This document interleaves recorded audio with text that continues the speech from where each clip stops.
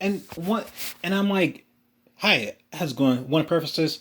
Just had this idea in my mind. It was about just like I don't know. I'm applying everywhere for these jobs and stuff like that, and it made me think about how people were just complaining about like these lower class, non-respected jobs not having really enough money. And my issue is just like people are complaining like, oh, these jobs are meant for high school students who are they're not meant for people who have families and stuff like that. And it's just like you can't really dictate that. That's people need jobs and people live life. And I'm not saying that like people shouldn't make bad choices or choices that compromise their position or make things harder for themselves, but that's life for you. People do that. If you're Christian, you know that the human experience is filled with mistakes and bad choices. The people of the Bible full of mistakes and bad choices. So my thing is just like, how who are you to just sit here and say that people shouldn't get a livable wage?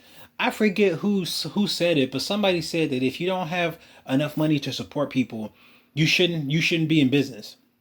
And I definitely agree because it's one thing to be like to have a job that's overly expensive, that have a job that pays you excessively where you get triple billion mansions and stuff like that, multiple mansions. But it's another thing completely if you get a job that requires your own, requires you to work 40 hours a week, and they're not paying you enough. And so you have to stretch yourself to get multiple jobs. This isn't a Great Recession anymore. This isn't even the post Great Recession. Why are people working to the bone? And from what I understood with the whole overworking thing in Japan, the Kairoshi thing, where people die via overwork, from what I understand, America still gets the average American works probably just as much for less. Think about that. The Japanese people are probably like they've trained a society to go get the salary man business. Go get the salary man job. Keep prepping for the next thing, for the college, for the job and stuff like that, and essentially sacrifice yourself for your company. I don't know if that's some trails of Confucianism or trails of Buddhism or whatever, but it's like you have this expectation to serve your company. And not once did I hear the problem of, oh, am I getting paid enough? And even then, their society is more so like, don't complain, just tough it out. But yeah, it was so annoying to me because it was like, I don't, I can't say this for the whole of Japan, but I can't say this for just the surface levels that the people who are successful, I don't know if they're working hard. I don't know if they're excessively working, but even if they are, they're not worrying about how much if they're breaking even. At least in my opinion, I don't think they are. And if they aren't, then at least they have living arrangements for that. They got small rooms. Again, that's an island.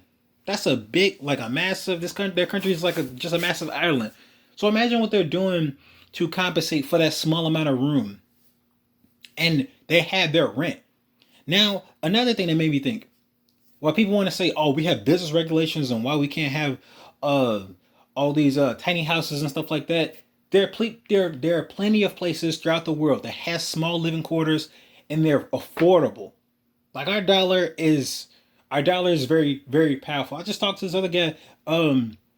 He was telling me, like in South America, do you know how much it takes? Like, no wonder people travel abroad because it's cheap. It's cheap from our American perspective because our dollar is so strong, our currency is so strong. If you go to places like that or the Philippines or something like that, you will live like a cheap budget for us or average budget for us. We live like the rich and wealthy over there, and it's no wonder that they want to shortchange us and stuff and say and like highball us and say, hey, well, this thing that was worth maybe the equivalent to our dollar, they'll upcharge us for like what $10 or something like that, or like it's just surprising to me because the dude showed me this place. It was beautiful. It was gorgeous. And then he showed me their currency. And then I translated. It was like 23 American dollars. I thought their currency, their pesos, was like, formidable. But no, like it's $23 for a trip. Not so much a trip like a flight, but like a boat ride places. Like when people say that people live off $1 a day, they're not lying. They got the the money equivalent to $1. But that's, are you serious? And we can't live. We can't live. That's ironic. And it's no wonder they look at us and they're like, "Yo, that's the mountain of gold right there." Yes, our currency is amazing, it's delicious, dog. And then it's just shocking to me how people want to sit here and dictate to the poor, like, and that's kind of the common idea, is that it's still criticism toward the poor. It's been criticism toward the poor. It's been power dynamics and economics. And yes, racism has always been tied to economics, making excuses. Oh, they're inferior, but let's have them work for us, because I guess an inferior person is can survive smallpox, right? Which is kind of strange to me. Um, but that's besides the point. It's just the fact that, like, man, if y'all don't stop being so brainwashed about economics and politics and all this nonsense, because both of them political parties are being funded. So they don't care about your interests. They care about the interests of whoever they're lobbying. And lobbyists is just simply folks that they're funded to essentially push whatever agenda these companies have. And again, these are big companies, but the medical companies, the brand companies, big companies. They fund politicians to think about them later on, and then they hire people to influence some of these politicians to think about them later on. Like all this stuff, all this political jargon is not really hard when you boil it down. It's really not. You get a middleman, you pay that middleman to convince the other dude to think about you when they get into office or get into some position of power. And they do. It's like the mafia, only is legal. And so, but that's no disrespect to the mafia. I don't know what they do, and I don't really care what they do. That's none of my business. But my thing is just like, just going back, trailing back, and this all revolves around money. Why do people do that? Why do people sit here and say what they say you deserve? Why do people dictate that? Um, is it because they themselves work hard and then they don't want you to have relief? Like, what kind of nonsense is that? Like, is it that they work the Great Depression and that they want you to have your own Great Depression? Because it's like life is still hard. Technology keeps improving, but we still coming up with new problems. So the new generation has their own unique problems. I've never understood that personally. I've never, but it might be just the old generation thinking. We say, hey, they're useless, or they're lazy, or this that and the other, and we don't even see the scope of their problems.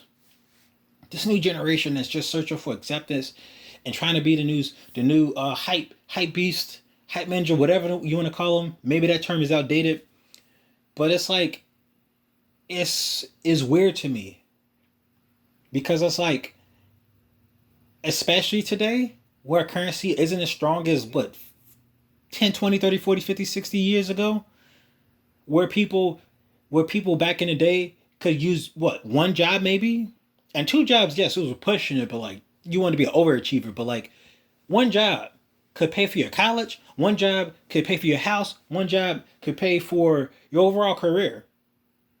And so when people tell you, hey, you need to just commit yourself to this one job, or hey, you need to commit yourself and get yourself an education, like that, I agree. Get yourself an education, unless you are a special person and can make quality content that everybody likes and be a valuable person where people give you money to be at certain arenas and stuff like that. Like, unless you got, like my mom said, unless you have a plan B, go to the default of getting an education. Because from what I understand, the education will always be there. It always be there. But like, until people get there, don't sit here and criticize people. Like, because if people want to get somewhere, and people who are at a higher rate, ahead of life, start pushing you down, that's crabs in a bucket mentality. That's poor man's mentality. Like, who are you to sit here and restrict another man, even though you yourself made it? That's it's just I don't understand it. That's hypocrisy at its finest. And people say, "Oh, I got here. You get here like I got here." Well, not everybody's you, dog. So